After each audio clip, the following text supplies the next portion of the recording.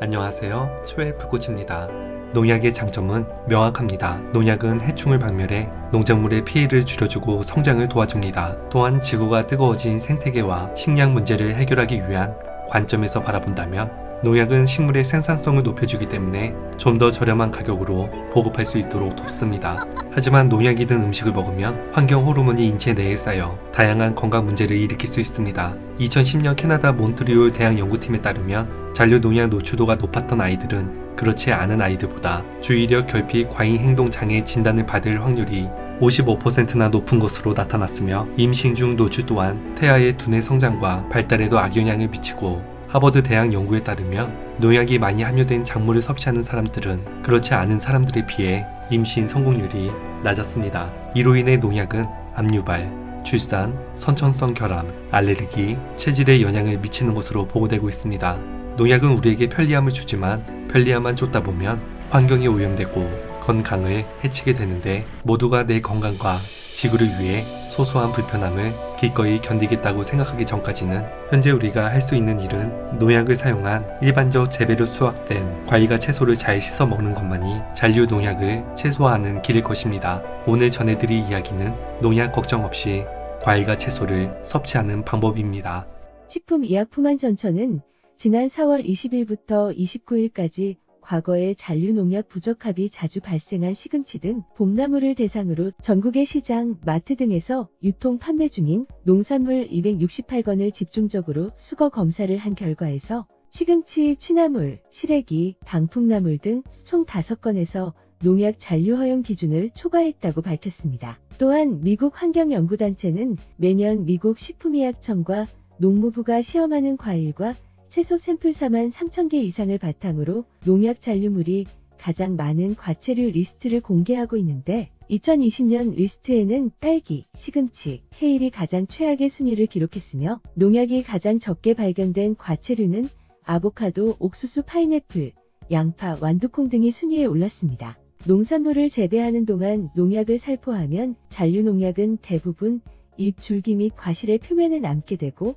잔류 농약 불안감 때문에 유기농 채소를 찾거나 채소 섭취를 꺼리는 경우도 있는데 실제 식품의약품안전처에서는 채소류의 농약 제거율을 알아보기 위해 채소류의 농약 처리를 하고 물, 세제, 식초, 소금, 숯담근물에 5분간 담근 후 흐르는 물로 30초간 세척한 결과에서 물 세척이 83%인 것에 비해 소금물은 85%, 식초물과 숯담근물은 82%로 오히려 물보다 세척율이 낮았는데 잔류 농약 제거용 세제를 제외하면 세척율의 차이가 크지 않기 때문에 물로만 씻어도 충분히 잔류 농약을 제거할 수 있으며 농촌진흥청이 생채로 먹는 상추, 쑥갓, 깻잎 등 쌈채소를 씻을 때 끓는 물에 직접 씻는 방법과 물을 받아 씻는 방법을 비교해 농약 제거율, 물 소모량 및 소요 시간을 조사한 결과에서는 끓는 물에 씻는 것보다 물을 받아 3회 정도 씻는 것이 물도 절약하며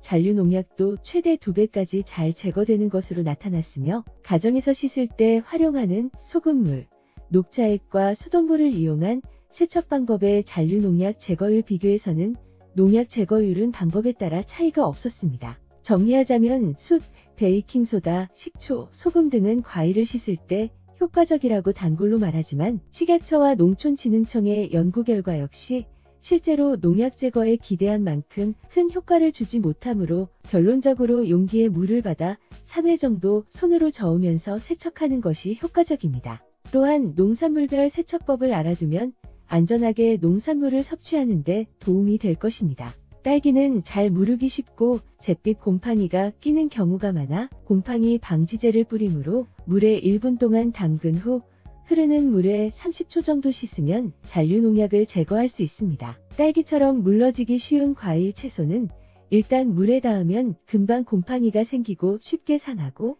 비타민C 등 수용성 영양소가 녹아나오므로 빨리 헹궈내야 합니다. 또한 꼭지 부분은 농약이 남아있을 수 있어 먹지 않고 남겨야 합니다. 보통 포도 표면에 흰 가루가 농약이라고 생각하지만 흰 가루는 포도에서 배어나오는 과분인데 오염물질을 튕겨내는 돌기 구조를 갖고 있어서 오히려 하얀 과분이 잘 형성되어 있을수록 더 깨끗한 포도입니다. 포도는 포도알 사이까지 깨끗이 씻기 어려워 일일이 떼어내서 씻는 경우도 많지만 송이째 물에 1분 동안 담갔다가 흐르는 물에 잘 헹구면 안전하게 먹을 수 있습니다. 사과는 물에 씻거나 헝겊 등으로 잘 닦아서 껍질째 먹으면 좋습니다. 단 꼭지 근처 움푹 들어간 부분에는 상대적으로 농약이 남아있을 수 있으므로 그 부분은 제외하고 먹도록 합니다. 잔털이나 주름이 많은 깻잎이나 상추는 농약이 남아있을 수 있어 다른 채소보다 충분히 씻는 것이 중요하며 물에 5분 정도 담갔다가 30초 정도 흐르는 물에 씻으면 잔류 농약이 대부분 제거됩니다. 보통 파 하단 부분에 농약이 많다고 생각해 하단을 제거하는 경우가 많은데 사실 파는 뿌리보다 잎에 농약이 더 많이 잔류할 수 있습니다. 따라서 시든 잎과 함께 외피 한 장을 떼어내고 물로 씻는 것이 좋으며 배추나 양배추 역시 겉잎에 농약이 남아있을 수 있으므로 겉잎을 두세 장 떼어내고 흐르는 물에 잘 씻으면 안심하고 먹을 수 있습니다. 오이는 흐르는 물로 오이 표면을 스펀지 등으로 문질러 씻는 것이 좋습니다. 그 다음 굵은 소금을 뿌려서 문지르고 다시 흐르는 물에 씻으면 안심할 수 있습니다. 고추는 일반적으로 끝부분에 농약이 남는다고 알려졌지만 실제로는 그렇지 않습니다. 물에 일정 시간 담갔다가 흐르는 물에 잘 씻어서 먹으면 됩니다. 반질반질할수록 맛있어 보이는 오렌지는 윤기가 흐를수록 왁스를 많이 칠한 오렌지입니다. 하지만 껍질을 벗긴다고 해결되는 것이 아닙니다. 왁스나 산화제가 손에 그대로 묻어 나오기 때문인데 이럴 때 키친타월에 소주 등 휘발성 알코올을 묻혀서 표면을 닦아 왁스를 녹여낸 후에 물로 씻어주는 것이 좋습니다. 바나나는 수확 직후 줄기 부분을 방부제에 담가 배송하고 유통 과정에서 보존제를 많이 뿌리기 때문에 껍질을 벗긴 후에 꼭지로부터 최소 1cm를 잘라내고 먹는 것이 안전합니다. 브로콜리를 깨끗이 씻으려면 꽃봉오리가 물에 잠기도록 10에서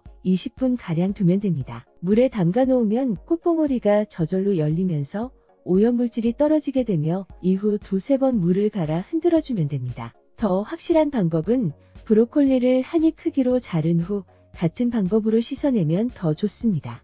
건강의 차이가 곧 인생의 차이다. 시청해주셔서 감사합니다. 행복한 하루 되시길 바랍니다.